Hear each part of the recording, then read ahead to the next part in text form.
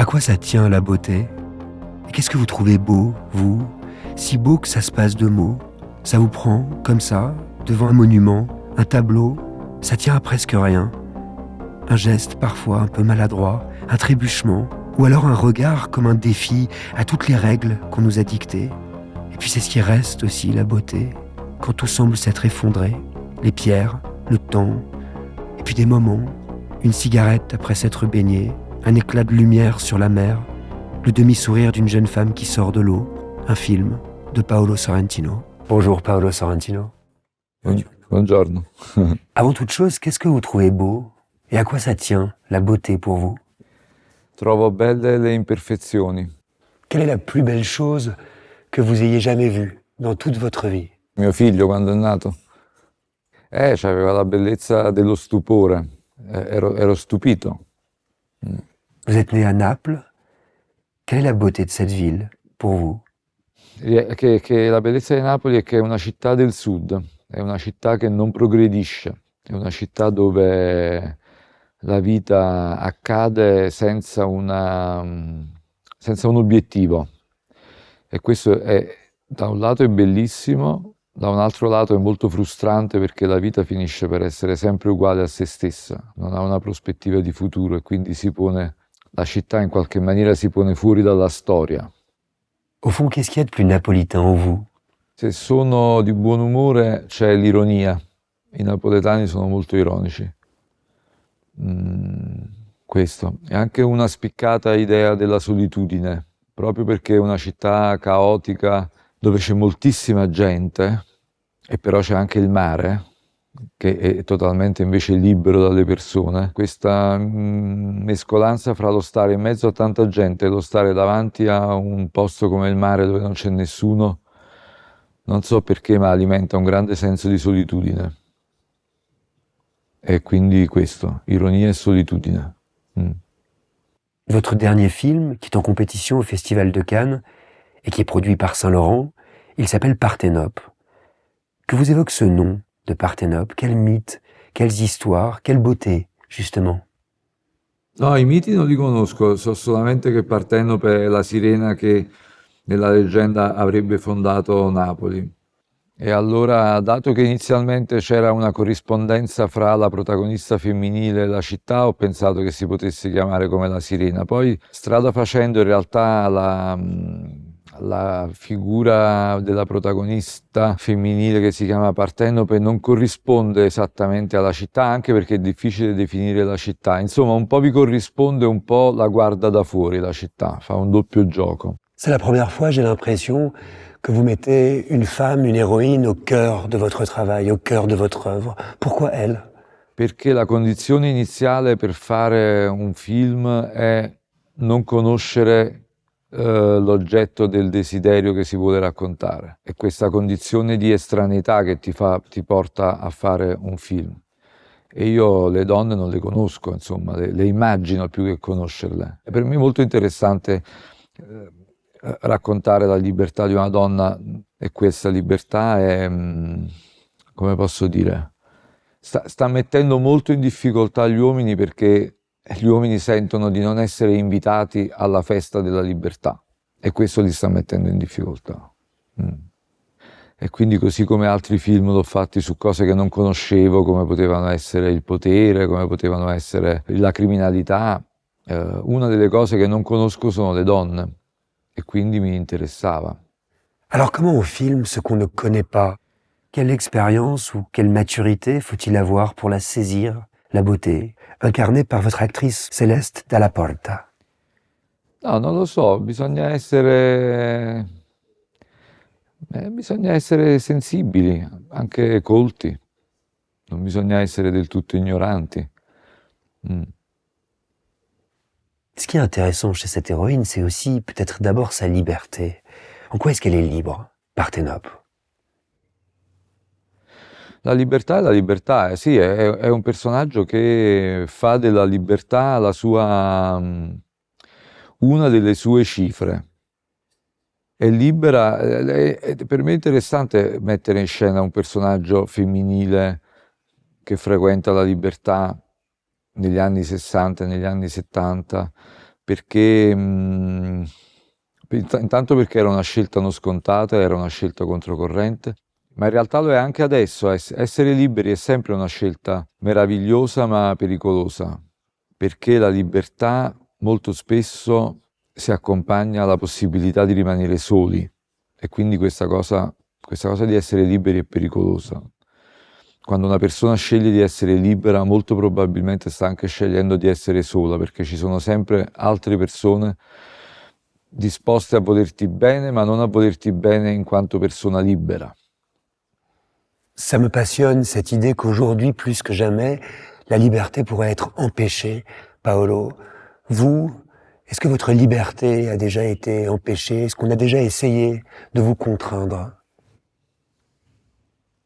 No, io sono stato fortunato, devo dire. La vera battaglia per la libertà non è contro le persone che ti impediscono, cioè anche, però molto spesso, anche se non ci sono persone che cercano di limitare la tua libertà, il problema è che tu con te stesso fai fatica ad essere libero. È una battaglia con se stessi quella della libertà. Implica uno sforzo quotidiano essere liberi, invece alle volte è molto più comodo e confortevole adattarsi a delle regole fatte da altri. Non ho avuto persone che mi hanno impedito di essere libero. Ciò non toglie che io ho fatto molta fatica a essere libero, perché ero io che non riuscivo a pormi in una condizione di libertà. Ça vous arrive souvent, Paolo, de transgresser des règles? No, non mi pongo come obiettivo quello di trasgredire le regole, francamente. Però non mi interessa neanche tanto seguirle, a dire il vero. Dans votre dernier film, comme dans vos précédents, il est beaucoup question de transgression quand même. De transgresser une règle, un code, une convention. Qu'est-ce qui vous intéresse dans cette idée?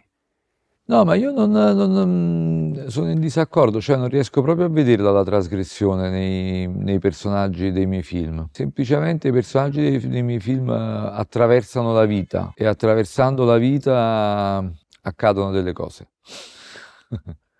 Je pense aussi dans tout votre travail, dans toute votre filmographie, à la relation très particulière que vous entretenez avec le pouvoir politique par exemple, que vous défiez.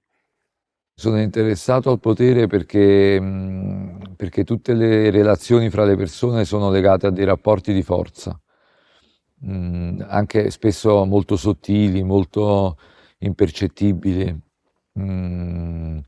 E quindi dentro i rapporti di forza stanno molto nella politica, ma stanno anche nelle relazioni fra gli esseri umani, anche se si entra in un bar e si chiede un caffè, c'è un rapporto di forza. Direz-vous que votre travail en tant qu'artiste, c'est de voir cela, c'est de regarder cela, c'est de témoigner de cela, de ces rapports de force? Diciamo che nei miei film i rapporti di forza sono il motore delle esili trame che costruisco. In realtà provo a raccontare dei sentimenti fondamentalmente. Io penso di essere più un narratore di sentimenti che di altro. Insomma, proprio di sentimenti anche molto semplici che sono l'amore, il tempo che se ne va, la malinconia, questa sottile sensazione di essere addolorati perennemente. Parlo di questo. Quelle angoisse est-ce que c'est pour vous, le temps qui passe? Il problema dello scorrere del tempo per me è che alle volte ho la percezione di non aver vissuto. È un'idea che abbiamo tutti, non è che sono solo io, cioè l'idea che non abbiamo vissuto veramente, abbiamo semplicemente attraversato la vita ci è accaduta, ma non l'abbiamo vissuta. Quando c'hai 30 anni c'hai un'idea del tempo che passa, i 40, i 50 è ancora diversa. Poi però ciascuno di noi ha dei momenti momenti che ci ricordiamo, in cui abbiamo la sensazione di aver vissuto veramente. Nel film, per esempio, il momento in cui la protagonista pensa di aver vissuto veramente è quando balla con i due ragazzi, fa quel lungo ballo. Lì lei pensa che sta vivendo veramente quel momento. Lo scorrere del tempo vuol dire che arrivi a 73 anni come la protagonista e hai l'idea che hai la percezione che hai vissuto perché c'è stato quel momento lì. C'est pas innocent que ça se passe dans un moment de danse. Il y a partout de la danse dans votre travail, Paolo. Qu'est-ce qui se passe quand les gens dansent? Et pourquoi vous les filmez en train de danser? È che nel ballo c'è la possibilità, che non capita quasi mai nella vita, di uscire da se stessi. Il grande problema della vita è che uno è condannato ad essere dentro se stesso, anche quando non se ne accorge, anche quando finge di essere qualcos'altro, ma sei sempre dentro te stesso. Il ballo è la cosa che più si avvicina a uscire da sé.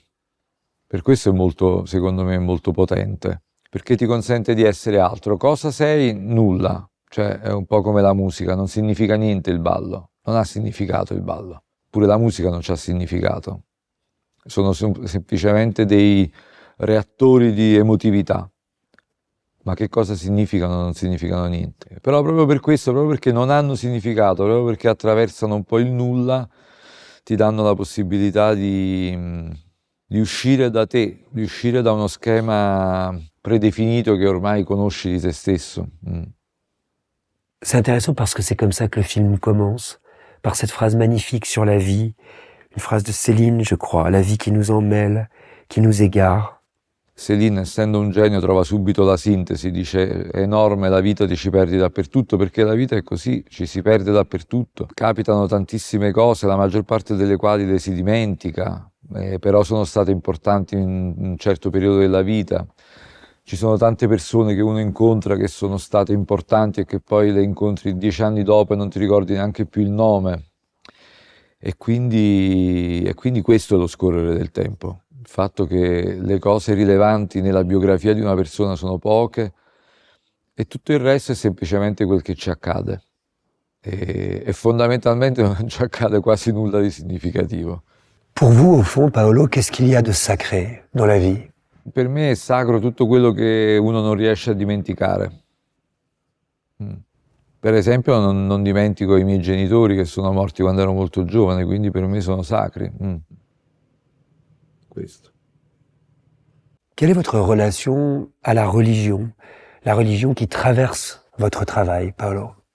Ma sono interessato alla religione per due aspetti fondamentalmente. Uno perché soprattutto la religione cattolica, che è quella che conosco meglio, ha una dimensione dello spettacolo.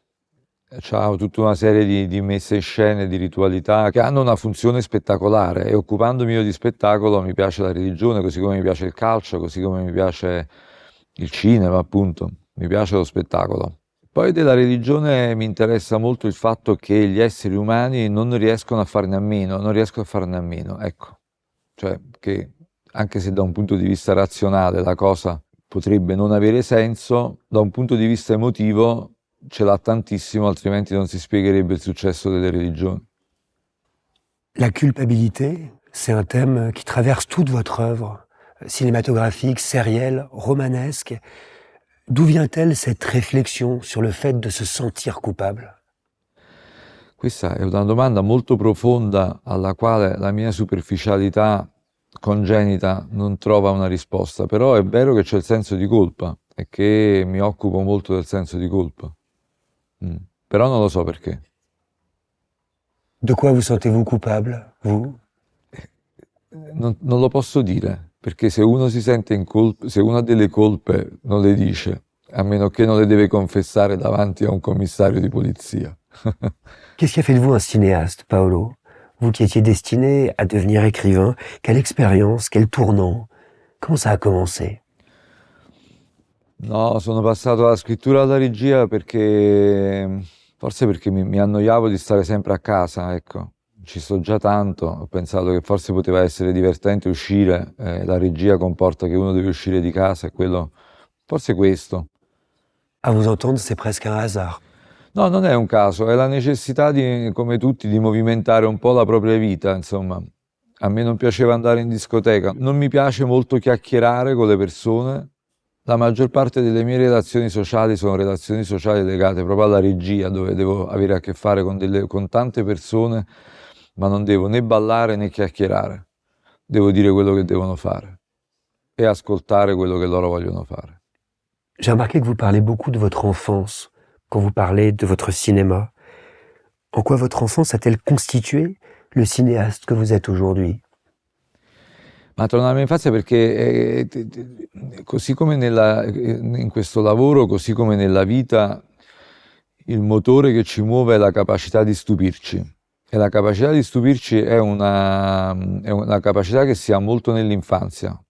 Purtroppo poi la si perde negli anni. È il motivo per cui forse si è più produttivi da giovani che da grandi, perché la capacità di stupirsi da giovane è superiore alla capacità che uno ha di stupirsi quando ha 70 anni. Mais il y a un moment où le miracle se produit, non? Molto raro. C'est quoi un miracle au cinéma pour vous? Ma il miracolo per me al cinema è quando un film è bello, così tanta complessità al servizio di un prodotto artistico finale fatto da così tanta gente, di solito tutto complotta perché diventi qualcosa di brutto. Quindi il miracolo è quando il film è bello. Au fond, c'est quoi pour vous un grand film? È un grande film, è un film che mi fa emozionare. È un grande film, è un po' come un grande gol nel calcio, è quando vedo uno che sa fare qualcosa che io non saprò mai fare. Si vous ne pouviez n'en citer qu'un seul, ce serait lequel? 8,5 di Fellini. Merci Paolo. Merci beaucoup.